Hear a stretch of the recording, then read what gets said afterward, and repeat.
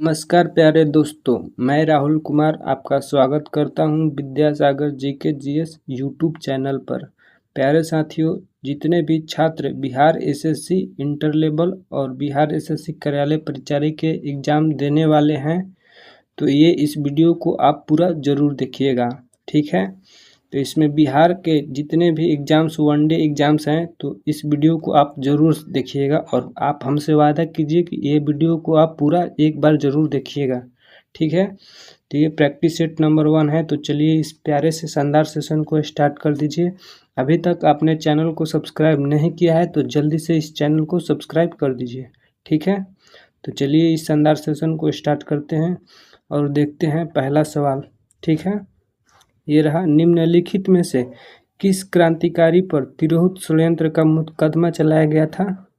तो इसका right answer क्या होगा दोस्तों? इसका right answer option D Yogendra Chandra Shukla होगा इसका राइट आंसर, ठीक है। नेक्स्ट सवाल संख्या 2 आपके सामने रहा। औपनिवेशिक अर्थशास्त्र के सिद्धांत का सर्वप्रथम किसके द्वारा प्रतिपादन किया गया था?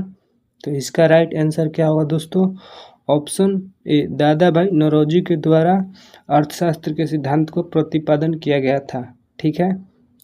अगला सवाल, चंपारण आंदोलन के दौरान महात्मा गांधी को जब ब्रिटिश हुकूमत द्वारा चंपारण छोड़ने का आदेश निर्गत हुआ, उस समय गांधी जी चंपारण के किस गांव के दौरा कर रहे थे? तो प्रश्न संख्या 3 का राइट आंसर ऑप्शन बी यानी कि चंद्रहिया गांव का उस समय वो दौरा कर रहे थे, ठीक है दोस्तों। कौन सा गांव? चंद्रहिया गांव। नेक्स्ट सवाल है, रौलट एक्ट के विरोध में किस तिथि को संपूर्ण बिहार में हड़ताल का आयोजन किया गया था? तो बिहार में कब हड़ताल हो रहा था रौलट एक्ट के विरोध में? तो इसका राइट आंसर ऑप्शन ए 6 अप्रैल 1919 ईस्वी को पूरा बिहार में भूख हड़ताल हो रहा था रौलट एक्ट के विरोध में, ठीक है। चलते हैं नेक्स्ट सवाल। अगला सवाल संख्या 5 आपके सामने रहा। बिहार राज्य हस्तकला एवं हस्तशिल्प कला निगम की स्थापना कब हुआ था? तो प्रश्न संख्या 5 का राइट आंसर ऑप्शन बी यानी 1974 ईस्वी में बिहार राज्य के हस्तकला एवं हस्तशिल्प निगम की स्थापना हुआ था। कब? तो 1974 ईस्वी, ऑप्शन बी राइट आंसर होगा, ठीक है दोस्तों। चलिए नेक्स्ट सवाल है। अगला सवाल है कि 1857 की क्रांति के प्रभाव से निम्न में से कौन सा जिला अप्रभावित रहा था? प्रश्न संख्या 6 का राइट आंसर ऑप्शन डी यानी मुंगेर इसका राइट आंसर होगा, ठीक है दोस्तों। नेक्स्ट सवाल है। अगला सवाल संख्या 7 है कि 1857 के विद्रोह के दौरान छोटा नागपुर में विद्रोहियों के नेता निम्न में से कौन थे? तो बताइए। इसका राइट आंसर ऑप्शन बी यानी ठाकुर विश्वनाथ सहदेव थे, ठीक है दोस्तों। ऑप्शन बी इसका राइट आंसर होगा, ठीक है। चलिए नेक्स्ट सवाल क्या है। अगला सवाल संख्या 8 है। फकीर चंद तथा जयाराम दास निम्न में से किस कला शैली के प्रसिद्ध कलाकार थे? तो प्रश्न संख्या 8 का राइट आंसर ऑप्शन ए यानी पटना कला शैली के, ठीक है दोस्तों। किस कला शैली के? तो पटना कला शैली के ये दोनों प्रमुख कलाकार थे, ठीक है। चलिए नेक्स्ट सवाल संख्या 9। कुंवर मानसिंह बिहार का सूबेदार कब नियुक्त किया गया था? तो मानसिंह को बिहार का सूबेदार कब नियुक्त किया गया था? तो प्रश्न संख्या 9 का राइट आंसर ऑप्शन ए इसका राइट आंसर होगा 1587 ईस्वी में मानसिंह को बिहार का सूबेदार नियुक्त किया गया था, ठीक है दोस्तों। चलिए नेक्स्ट सवाल संख्या 10 आपके सामने रहा। बिहार विधान परिषद का प्रारंभिक नाम निम्न में से क्या था? तो सही उत्तर 10 का right answer option C lieutenant governor की परिषद इसका सही नाम था, ठीक है दोस्तों। प्रारंभिक में इसका क्या नाम था? तो लेफ्टिनेंट गवर्नर की परिषद के नाम से जाना जाता था। बिहार विधान परिषद के पहले नाम क्या था ये? तो लेफ्टिनेंट गवर्नर परिषद, ठीक है। नेक्स्ट सवाल संख्या 11 आपके सामने रहा। जिला परिषद के एक सदस्य का चुनाव कितने आबादी पर किया जाता है? तो प्रश्न संख्या 11 का right answer option C right answer होगा यानी 50,000 पर एक जिला परिषद का चुनाव होता है, ठीक है। नेक्स्ट सवाल संख्या 12 आपके सामने है। पंचायती राज व्यवस्था के तहत निर्वाचित संबंधी मामलों में न्यायालयों के हस्तक्षेप का वर्णन किस अनुच्छेद में है? प्रश्न संख्या 12 का सही उत्तर ऑप्शन बी अनुच्छेद 243 के ओ में पंचायती राज व्यवस्था के तहत निर्वाचित संबंधित मामलों में न्यायालय के हस्तक्षेप का वर्णन का अनुच्छेद है। तो इसका राइट आंसर ऑप्शन बी अनुच्छेद 243 के ओ राइट आंसर होगा। ठीक है, नेक्स्ट सवाल, अगला सवाल संख्या 13 है कि जिला परिषद की बैठक कितने माह में कम से कम एक बार आयोजित करना अनिवार्य है? प्रश्न संख्या 13 का राइट आंसर ऑप्शन सी यानी 3 माह के अंदर एक बार जरूर इस बैठक का आयोजन करना होता है। ठीक है दोस्तों, चलते हैं नेक्स्ट सवाल संख्या 14 है। प्राचीन बिहार में ग्राम सभा के मुखिया को किस नाम से जाना जाता था? तो प्रश्न संख्या 14 का सही उत्तर ऑप्शन डी यानी ग्रामीणी के नाम से जाना जाता था। ठीक है दोस्तों, नेक्स्ट सवाल संख्या 15 है। बिहार के दक्षिणी सीमांत पठारी प्रदेशों में किस तरह की चट्टानें पाई जाती हैं? तो प्रश्न संख्या 15 का राइट आंसर क्या होगा? तो इसका राइट आंसर ऑप्शन डी यानी सभी यानी ग्रेनाइट, नीस और सिस्ट, ये तीनों प्रकार की चट्टानें दक्षिणी बिहार में पाई जाती हैं। ठीक है दोस्तों, चलिए नेक्स्ट सवाल संख्या 16 है। उत्तरी बिहार के मैदानों को कितने नदी बेसिन में विभाजित किया गया है? तो 16 का राइट आंसर ऑप्शन सी यानी सात भागों में विभाजित किया गया है। ठीक है दोस्तों, चलते हैं नेक्स्ट सवाल, अगला सवाल संख्या 17 है। सकरी नदी जिसका उद्गम हजारीबाग का पठार है, ये नदी किस जिले से होकर बिहार में प्रवेश करती है? तो बिहार में किस जिले से प्रवेश करती है? तो 17 का right answer option B Nawada इसका राइट आंसर होगा। ठीक है दोस्तों, जो सकरी नदी है बिहार के किस जिला में प्रवेश करती है? तो नवादा जिला में। ठीक है, नेक्स्ट सवाल, अगला सवाल संख्या 18 है कि निम्न में से कौन सा जिला धारवाड़ चट्टानों के अंतर्गत नहीं आता है? तो इसका राइट आंसर 18 का डी यानी रोहतास। ठीक है, इसका राइट आंसर क्या होगा? ऑप्शन डी रोहतास जो है धारवाड़ चट्टानों के अंतर्गत नहीं आता है। ठीक है, नेक्स्ट सवाल, अगला सवाल संख्या 19 है। लघु सिंचाई परियोजना कहलाती है, मोस्ट इम्पोर्टेंट सवाल है, लघु सिंचाई परियोजना किसे कहते हैं? इसका राइट आंसर क्या होगा दोस्तों? 19 के ए यानी 2000 हेक्टेयर तक की सिंचाई भूमि वाली क्षमता को लघु सिंचाई परियोजना कहते हैं। ठीक है दोस्तों, चलिए नेक्स्ट सवाल, अगला सवाल 20 है। बिहार में पर्वतीय मिट्टी का विस्तार को क्या कहा जाता है? तो ऑप्शन 20 का राइट आंसर क्या होगा? तो इसका right answer option B Bhabar का क्षेत्र कहा जाता है। ठीक है दोस्तों, बिहार के पदीय मिट्टी को विस्तार को क्या कहा जाता है? तो भाबर का क्षेत्र। ठीक है, अभी तक अपने चैनल को सब्सक्राइब नहीं किया है तो चैनल को जल्दी से सब्सक्राइब कर दीजिए। ठीक है, अगला सवाल को देखते हैं, अगला सवाल 21 है। एशिया की सबसे बड़ी गोखुर झील कांवर झील किस नदी से बनी है? तो गोखुर झील बताइए आप किस नदी से बनी है? तो 21 का राइट आंसर क्या होगा दोस्तों? तो इसका राइट आंसर ऑप्शन डी यानी बूढ़ी गंडक नदी जो है, गोखुर झील किसके निर्माण हुआ है? तो बूढ़ी गंडक नदी से गोखुर झील का निर्माण हुआ है। ठीक है दोस्तों, आपसे एक सवाल है कि गोखुर झील को कब शामिल किया गया था रामसर स्थल में? ठीक है, गोखुर झील को रामसर स्थल में कब शामिल किया गया था? आपको ये कमेंट बॉक्स में लिखना है इसका उत्तर। ठीक है, चलिए नेक्स्ट सवाल संख्या 22 है। विक्रमशिला विश्वविद्यालय निम्न में से कौन से आचार्य यानी शांतिपा के नाम से प्रसिद्ध हुए थे? तो इसका right answer option C Ratnakar Shanti इसका राइट आंसर होगा। ठीक है, रत्नाकर शांति इसका राइट आंसर होगा। नेक्स्ट सवाल है, अगला सवाल संख्या 23 है। मनुची निम्न में से किसके शासनकाल में भारत आया था? तो 23 का right answer option B, Shahjahan के शासनकाल में ये आए थे। ठीक है, चलिए नेक्स्ट सवाल, अगला सवाल संख्या 24 है। टेवनियर को 1665 से 66 ईस्वी में पटना आए थे, यह किस देश के यात्री थे? टेवनियर बताना है किस देश के यात्री थे।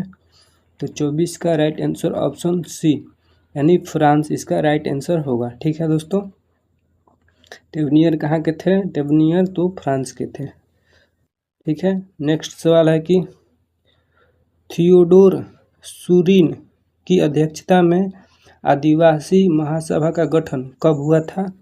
तो 25 का राइट आंसर ऑप्शन डी, यानी 1938 ईस्वी में थियोडोर सूरीन की अध्यक्षता में आदिवासी महासभा का गठन हुआ था। ठीक है, आदिवासी महासभा का गठन कब हुआ था? तो 1938 ईस्वी में। ठीक है, चलते हैं नेक्स्ट सवाल संख्या 26 है। साम चकेवा बिहार राज्य का प्रचलित है, ये बिहार का क्या है? साम चकेवा। तो 26 का राइट आंसर ऑप्शन बी, लोकनाट्य है। क्या है दोस्तों? तो साम चकेवा बिहार का लोकनाट्य है।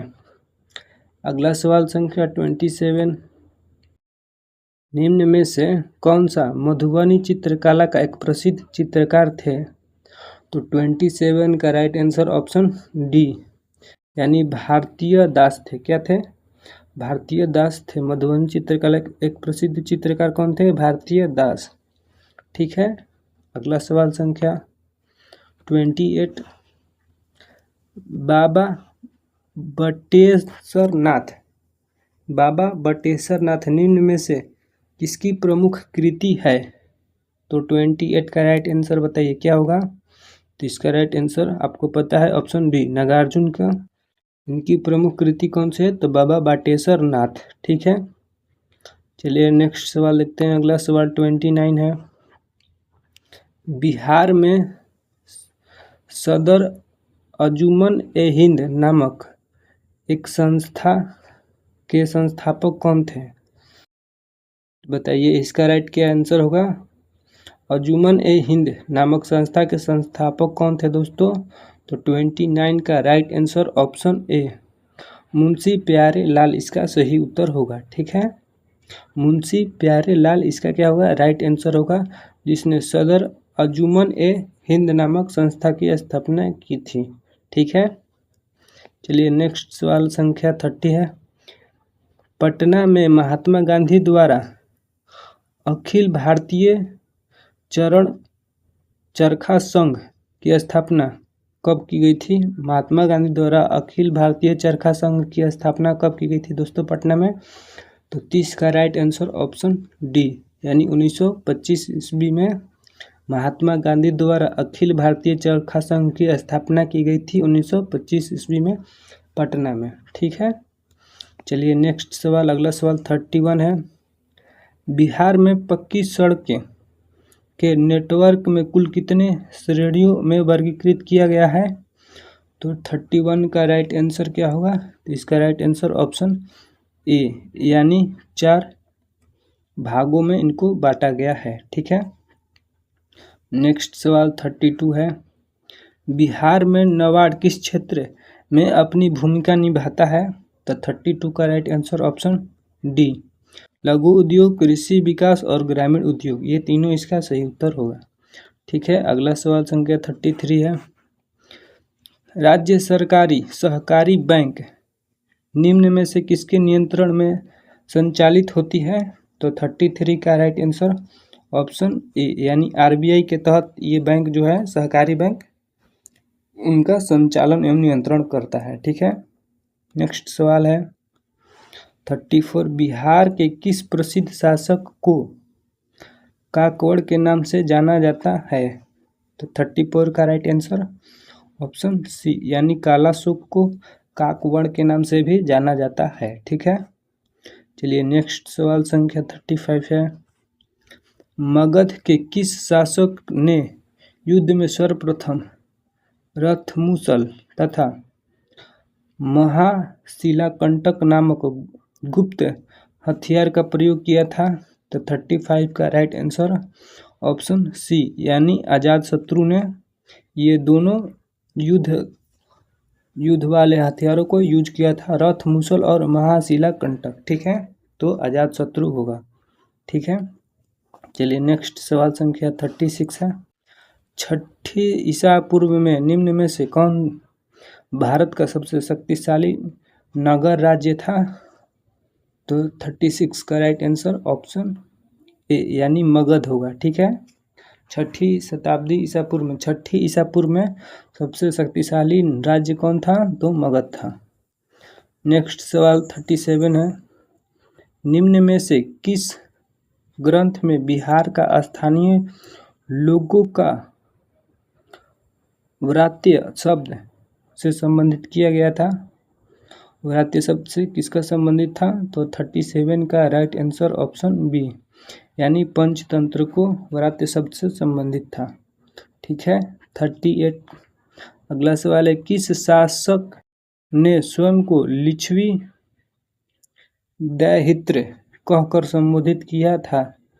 तो किस शासक ने खुद को लिच्छवी दैहित्र कहकर संबोधित किया था? तो 38 का राइट आंसर क्या होगा? तो इसका right answer option D, Samudragupta होगा। ठीक है दोस्तों, चलते हैं नेक्स्ट सवाल संख्या 39 की तरफ। अगला सवाल है। निम्न में से कौन बिहार का प्राचीनतम राजवंश नहीं रहा है? तो 39 का निम्नलिखित में से कौन बिहार का प्राचीनतम राजवंश नहीं रहा है? तो बताइए 39 का क्या होगा? इसका right answer option A, Kalinga वंश जो बिहार का राजवंश नहीं है, प्राचीनतम राजवंश नहीं है। ठीक है दोस्तों, चलिए नेक्स्ट सवाल संख्या 40। प्रसिद्ध पुस्तक नगमत असफी किसकी रचना है? तो 40 का सही उत्तर बताइए क्या होगा? कौन सी बुक है? नगमत असफी। तो 40 का सही उत्तर क्या होगा? तो ऑप्शन सी, यानी रजा शाह का ये बुक है नगमत असफी। ठीक है, चलिए नेक्स्ट सवाल है। अभी तक आपने चैनल को सब्सक्राइब नहीं किया है तो चैनल को सब्सक्राइब जरूर कर लीजिए और वीडियो को एक लाइक और अपने दोस्तों के पास शेयर भी जरूर कर दीजिएगा। ठीक है, चलिए नेक्स्ट है 41 है। प्रसिद्ध स्थल गुप्तेश्वर मंदिर किस पहाड़ी श्रृंखला में स्थित है? तो 41 का राइट आंसर ऑप्शन डी होगा, कैमूर। ठीक है, गुप्तेश्वर मंदिर किस पहाड़ी में स्थित है? तो कैमूर की पहाड़ी में। ठीक है, चलिए नेक्स्ट सवाल संख्या 42।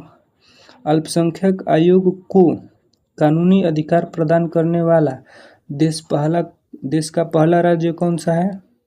तो अल्पसंख्यक को कानूनी अधिकार प्रदान करने वाला देश का पहला राज्य, तो इसका राइट आंसर ये अपना राज्य प्यारा बिहार होगा। इसका राइट आंसर ऑप्शन ए। ठीक है, ये बिहार होगा जो अल्पसंख्यक आयोग को कानूनी अधिकार प्रदान करने वाला भारत का पहला राज्य है। ठीक है, नेक्स्ट 43 है। निम्न में से कौन सी नदी मगध तथा अंग महाजनपद को अलग करती है? तो 43 का राइट आंसर ऑप्शन डी, यानी चंपा नदी इसका राइट आंसर होगा। नेक्स्ट सवाल संख्या 44 है। प्रसिद्ध गौतम बुद्ध बौद्ध दार्शनिक सारिपुत्र का जन्म कहाँ हुआ था? तो बताइए सारिपुत्र का, तो इनका जन्म कहाँ हुआ था? 44 का right answer option B, Nalanda में। ठीक है, चलिए नेक्स्ट सवाल 45 क्या है? प्रसिद्ध पांडुलिपि अष्टसहस्त्रिका प्रज्ञा पारमिता किस युग से संबंधित है? कौन सी पांडुलिपि है? अष्टसहस्त्रिका प्रज्ञा पारमिता किस युग से संबंधित है? तो 45 का राइट आंसर ऑप्शन सी, यानी पाल युग से संबंधित है। ठीक है, नेक्स्ट सवाल है, अगला सवाल 46 है। अली मर्दान खान द्वारा बख्तियार खिलजी की हत्या कहाँ की गई थी? तो बख्तियार खिलजी की हत्या बताइए कहाँ की गई थी? तो इसका राइट आंसर ऑप्शन ए, देवकोट होगा। ठीक है, 46 का राइट आंसर ऑप्शन ए देवकोट होगा। नेक्स्ट सवाल है, अगला सवाल क्या है 47, निम्न में से कितने वर्ष 1629 ईस्वी में पटना में एक मदरसा का निर्माण करवाया गया था? यानी किसने सन 1629 में पटना में एक मदरसा का निर्माण करवाया था? तो 47 का राइट आंसर ऑप्शन सी इसका राइट आंसर होगा। यानी सैफ खान ने पटना में 1629 ईस्वी में एक मदरसा का निर्माण करवाया था। ठीक है, चलिए नेक्स्ट सवाल है अगला, स्वदेशी आंदोलन के दौरान प्रकाशित स्वराज कथा का संपादन किसने किया था? तो स्वराज कथा का संपादन ऑप्शन ए बाल मुकुंद वाजपेयी ने स्वराज कथा का संपादन किया था। ठीक है, चलिए नेक्स्ट सवाल है, अगला सवाल क्या है, बिहार आर्थिक सर्वेक्षण 2025-26 के अनुसार बिहार से कुल कितने राष्ट्रीय राजमार्ग गुजरे हैं? तो इसका right answer option D 57 right होगा। ठीक है दोस्तों, बिहार से कुल 57 राष्ट्रीय राजमार्ग गुजरे हैं। ठीक है, चलिए नेक्स्ट सवाल संख्या, श्रेणीय नाम से किस शासक को जाना जाता था? तो 50 का राइट आंसर ऑप्शन ए बिंबिसार को। ठीक है दोस्तों, अगर अभी ये वीडियो आपको पसंद आया हो तो वीडियो को एक लाइक और चैनल को सब्सक्राइब जरूर कर दीजिएगा और अपने दोस्तों के पास शेयर जरूर कर दीजिएगा। तो मिलते हैं अगले प्रैक्टिस सेट में। जय हिंद, जय भारत, जय बिहार। तब तक के लिए अपना ख्याल रखिएगा। जय हिंद, जय भारत।